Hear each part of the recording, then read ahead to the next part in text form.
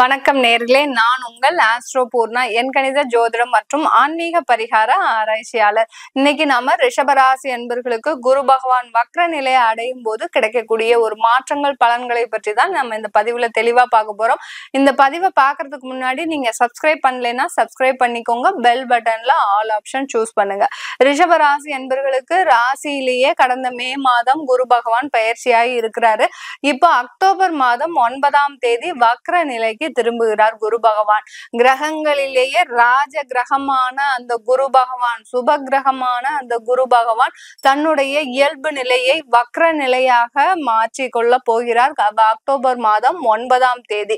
இந்த குரு வக்ர நிலையாகப்பட்டது அடுத்த வருடம் எப்போ நிவர்த்தி ஆகுது அப்படின்னு பாத்தீங்கன்னா, இந்த வக்ர நிலை இந்த 9ஆம் தேதி அக்டோபர் மாதம் காலை சுமார் 11:46 வக்ர நிலைக்கு வருகின்ற அந்த குரு பகவான் அடுத்த வருடம், அதாவது 2025 மே மாதம் 4ஆம் தேதி வரை அந்த வக்ர நிலையிலேயே இருக்கிறார். 5ஆம் தேதியில தான் அவர் தன்னுடைய இயல்பு நிலைக்கு மாறுகிறார். கிட்டத்தட்ட 4 மாதங்கள் இந்த குரு பகவான் வக்ர நிலையிலேயே இருக்க போகிறார். இந்த வக்ர நிலையில இருக்கக்கூடிய அந்த குரு பகவான் ரிஷபராசி அன்பர்களுக்கு பாத்தீங்கன்னா, ராசியிலேயே இருக்கக்கூடிய அந்த குரு பகவான் மே மாதத்துல இருந்தே இந்த ரிஷபராசி அன்பர்கள் கடந்த மார்ச் மாதத்துல இருந்தே நிறைய ஒரு இடமாற்றங்களை நிறைய பேர் அனுபவிச்சிருப்பீங்க. குடும்பத்தோட ஒரு வேற ஊருக்கு பயிற்சியா இருக்கிறது, அடுத்து பாத்தீங்கன்னா உங்களை குடும்பத்தை விட்டுட்டு நீங்க வேலைக்காக இன்னொரு இடத்திற்கு மாற்றம் செய்திருப்பது, இதெல்லாமே நடந்திருக்கும் சில ரிஷபராசி அன்பர்களுக்கு. இப்படிப்பட்ட இந்த ரிஷபராசி அன்பர்களுக்கு இந்த வக்ர நிலை பாத்தீங்கன்னா உங்களுக்கு ஒரு நல்ல ஒரு சுகமான ஒரு வாழ்வை கொடுக்கக்கூடிய ஒரு நேரமாக இருக்க போகுது. இந்த சுப கிரகம் பாவ கிரகங்களுடைய ஒரு நிலைக்கு தள்ளும் போது இந்த ரிஷபராசி என்பர்களுக்கு சந்திரன் மீதே அந்த குரு பயணிக்கும் போது தேவையில்லாத ஒரு அவமானங்களை அனுபவிச்சிருப்பீங்க இந்த ரிஷபராசி என்பர்கள். கடன்கள் மூலமாக ஒரு அவமானங்கள் அசிங்கங்களை அனுபவிச்சிருப்பீங்க.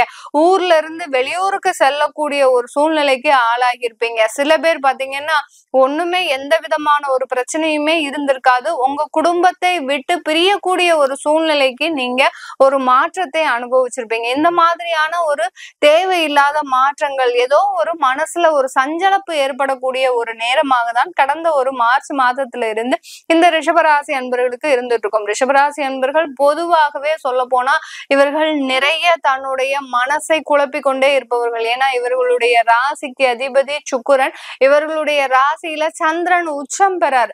அப்படி இருக்கும்போது அந்த சந்திரன் உச்சம் பெறும்போது அந்த ரிஷபராசி அன்பர்கள் எப்போதுமே பாத்தீங்கன்னா அதிகமான ஒரு மன குழப்பங்களை உடையவர்களாக இருப்பாங்க. நம்ம செய்யற முடிவு கரெக்டா, நம்ம செய்யற ஒரு தொழில் சரியான ஒரு தொழிலா, இல்ல நம்ம இந்த தொழிலை விட்டுட்டு வேலைக்கு செல்லலாமா, இந்த வேலையில நம்மளுக்கு நல்ல வருமானம் இல்லையே, நம்ம எப்படி நம்ம அடுத்த நம்மளுடைய குழந்தைகளை படிக்க வைக்கிறோம், இப்படி ஒவ்வொரு ஒரு கட்டத்திலையும் இந்த ரிஷபராசி அன்பர்கள் தன்னுடைய எதிர்காலத்தை பத்தியே நினைத்து கொண்டு இருப்பவர்களாக தான் இருப்பார்கள். தன்னுடைய வாழ்க்கை எப்படி இருக்கும், அடுத்த ஜென்மத்து வரைக்கும் போயிடுவீங்க. நீங்க ரிஷபராசி என்பர்கள் எப்படி இருப்பீங்க, அந்த அடுத்த ஜென்மத்துல நம்ம இந்த மாதிரி இன்னும் நமக்கு இந்த ஆசை தீரலைன்னா அடுத்த ஜென்மத்துல நம்ம என்னவா பிறப்போம், நம்ம எப்படி இருக்க போறோம், இப்படி தன்னுடைய மனநிலையை ஒருநிலைப்படுத்தாத ஒரு நபர்களாக தான், ஒரு ராசி என்பர்களாக தான் இந்த ரிஷபராசி என்பர்கள் நீங்க இருப்பீங்க. இப்படிப்பட்ட இந்த ரிஷபராசி என்பர்களுக்கு இந்த குரு வக்ர நிலை ஒரு அதிகமான ஒரு வளர்ச்சியையும் சுப நிகழ்ச்சிகளையும் தரக்கூடிய ஒரு நேரமாக தான் இருக்கும். இப்போ உங்களுடைய ஜாதகத்திலேயே குரு வக்ர நிலை அடைஞ்சிருக்கிறாரு, குரு தசையே நடக்குதுன்னா கண்டிப்பாக இந்த 4 மாதத்துல இந்த ரிஷபராசி அன்பர்களுக்கு நல்ல ஒரு தொழில்ல ஒரு முன்னேற்றம் நடக்க போகுதுங்க. ஏன்னா உங்களுடைய ராசிக்கு அதாவது 11ஆம் வீட்டு அதிபதி, லாபஸ்தானாதிபதியாகப்பட்ட அந்த குரு பகவான் உங்க ராசியிலேயே வக்ர நிலை அடையும் போது உங்க தொழிலினுடைய முன்னேற்றமாகப்பட்டது விரைவாக கொண்டு செல்லப்படக்கூடிய ஒரு நேரமாக இருக்கும். இந்த ரிஷபராசி என்பர்கள் நிறைய பேர் பாத்தீங்கன்னா கமிஷன் தொழில் செய்யறவங்களா இருப்பீங்க, இல்ல கான்ட்ராக்ட் உத்தியோகம் செய்யறவங்களா இருப்பீங்க, இல்ல கட்டிட வேலை செய்பவர்களா இருப்பீங்க. இந்த மாதிரியான ஒவ்வொரு ஒரு தொழிலுக்கும் அடுத்து பாத்தீங்கன்னா ஒரு நிறைய ரிஷபராசி அன்பர்கள் பாத்தீங்கன்னா கவுன்சிலிங், அதாவது கன்சல்டிங் தொழில் செய்யறவங்களா இருப்பீங்க. இந்த மாதிரி அட்வைசரி தொழில், இந்த மாதிரியான ஒரு தொழில்லாம் செய்யக்கூடிய அன்பர்களாக இருப்பீங்க. இவர்களுக்கு எல்லோருக்குமே அந்த தொழில்ல கடந்த ஒரு மார்ச் மாதத்துல இருந்து தேவையில்லாத இடர்பாடுகளை சந்திச்சுட்டு வந்துட்டு இருப்பீங்க. உங்களுடைய தொழில்ல உங்களுடைய மேலதிகாரிகள் மூலமாக ஒரு சப்போர்ட் இருந்தாலும் சக ஊழியர்கள் மூலமாக உங்களுக்கு நிறைய ஒரு பிரச்சனைகளை சந்தித்து கொண்டிருக்கின்ற இந்த ரிஷபராசி என்பர்களுக்கு இந்த அக்டோபர் மாதத்திலிருந்து இந்த 4 மாதங்கள் ஒரு கொஞ்சம் ரிலாக்ஸ் மாதிரி இருக்கக்கூடிய ஒரு பெருமூச்சு விடக்கூடிய ஒரு நேரமாக தான் இருக்க போகுது. இந்த ரிஷபராசி என்பர்களுக்கு நிறைய பேருக்கு பாத்தீங்கன்னா வருமானம் போதாத இன்மையா இருந்திருக்கும். எவ்வளோ ஒரு நீங்க ஒரு இடமாற்றம் பண்ணுனதே பாத்தீங்கன்னா உங்களுடைய வருமானத்திற்காக தான் நீங்க இடமாற்றம் பண்ணியிருப்பீங்க. அப்படி இருந்தும் அங்க வரக்கூடிய நீங்க அங்க வாங்கக்கூடிய ஒரு சம்பளமோ அங்க வாங்கக்கூடிய வருமானமோ உங்களுக்கு போதுமானதாக இருக்காது. எவ்வளவோ நீங்க கண்ட்ரோல் பண்ணி உங்களுடைய செலவுகளை செய்தாலும் அந்த குரு பயிற்சி ஆனதுல இருந்து உங்களுக்கு அந்த வருமானம் போதாததாக இருந்திருக்கும். கடன்களை அடைக்கக்கூடிய அளவிற்கு உங்களுடைய வருமானம் இருந்திருக்காது. இந்த 4 மாதங்கள் உங்களுக்கு வருமானம் ஒரு அதிகமாக வரக்கூடிய ஒரு நேரமாக இருக்கும். சில ரிஷபராசி அன்பர்களுக்கு பாத்தீங்கன்னா நீங்க பணத்துல ஏமாந்திருப்பீங்க. நிறைய ரிஷபராசி அன்பர்கள் பாத்தீங்கன்னா கடந்த காலத்துல பணத்தினால ஏமாறப்பட்டிருப்பீங்க. சில பேருக்கு கடன் கொடுத்திருப்பீங்க, உங்களுக்கு வராம இருந்திருக்கும். சில பேருக்கு நண்பர்கள்னு சொல்லி ஒரு கைமாத்தா பணம் கொடுத்திருப்பீங்க. இப்போ உங்களுக்கு அது தேவைப்படுது. அதை கேட்டானாலும் அதை பதிலளிக்கக்கூடிய ஒரு நண்பரா இருக்க மாட்டீங்க. இப்படி ஒரு பக்கத்துல இருக்கக்கூடிய ஒரு நண்பர்களாலையும் உறவினர்களாலையும் அதிகமாக ஏமாறப்பட்டவர்கள் இந்த ரிஷபராசி அன்பர்கள். ஏன்னா நீங்க ரொம்ப வெள்ளேந்தியா இருக்கிறீங்க. ஒரு வெகுளித்தனமான பேச்சு, ஒரு நளினமான ஒரு பேச்சு, மற்றவர்களை மயக்கக்கூடிய அளவிற்கு உங்களுடைய பேச்சு இருக்கும்போது அப்படிப்பட்ட உங்களையே அவர்கள் ஏமாற்றி செல்லக்கூடிய ஒரு நபர்களாக இருந்திருக்கிறாங்கன்னா அதற்கு உங்களுடைய கால சூழ்நிலைகள் தான், உங்களுடைய ஏமாறக்கூடிய ஒரு சூழ்நிலைகள் தான் உங்களுக்கு இன்னைக்கு அந்த மாதிரியான ஒரு ஏமாற்றத்தை தந்திருக்கு. இது எல்லாமே இந்த 4 மாதத்துல அந்த பண வரவுகள் எல்லாமே வரக்கூடிய ஒரு நேரமாக இருக்கும் இந்த ரிஷபராசி என்பர்களுக்கு. ஏன்னா குரு வக்ரநிலை அடையும் போது இந்த ரிஷபராசி என்பர்களுக்கு வராத பணங்கள் வரக்கூடிய ஒரு நேரமாக தான் இருக்க போகுது இந்த ரிஷபராசி என்பர்களுக்கு. இந்த ரிஷபராசியில இருக்கக்கூடிய பெண்கள் பாத்தீங்கன்னா அதிகமா ஒரு உழைப்பாளிகளாக தான் இருப்பாங்க. தனக்குள்ளேயே நிறைய வேதனைகளை வச்சுட்டு அந்த குடும்பத்துல நம்ம ஒரு நிலை நாட்டணும், இந்த குடும்பத்தை ஒரு நல்லா கொண்டு வர்றதற்காக நம்ம தீராது அயராது உழைக்கணும் அப்படின்றதுக்காக ரொம்ப போராடுவீங்க. ஒரு போராட்டம் மிக்க நபர்களாக தான் இந்த ரிஷபராசி பெண்கள் நீங்க இருக்கிறீங்க. உங்களுக்கு ஒரு நல்ல காலம் தொடங்கிடுச்சுன்னு தான் சொல்லணும் இந்த அக்டோபர் மாதத்துல இருந்து.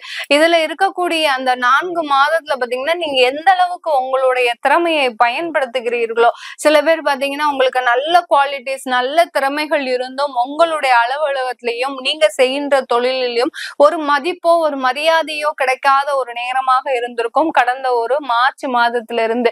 இந்த அக்டோபர் மாதத்திலிருந்து உங்களுக்கு ஒரு நல்ல ஒரு மதிப்பும் உங்களுக்கு திறமைக்கேற்ற ஒரு வருமானமும் கிடைக்கக்கூடிய ஒரு நேரமாக இருக்கும். சில பேர் நீங்க வெளிநாடு எல்லாம் ட்ரை பண்ணீங்கன்னா கண்டிப்பா உங்களுக்கு அதற்குண்டான ஒரு சாதகமான ஒரு சூழ்நிலை தான் இருக்குது இந்த ரிஷபராசி பெண்களுக்கு.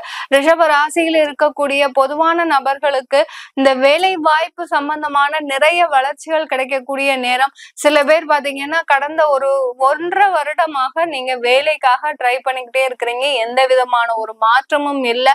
அது எல்லாமே இந்த 4 மாதத்துல கண்டிப்பா கிடைக்கக்கூடிய ஒரு நேரமாக இருக்கும். மேடம் நாங்க இப்படியே உட்கார்ந்து இருந்தா எங்களுக்கு வேலை கிடைச்சிருமான்னு நிறைய பேர் மனசுல நினைச்சுக்கிட்டே இருக்கிறீங்க.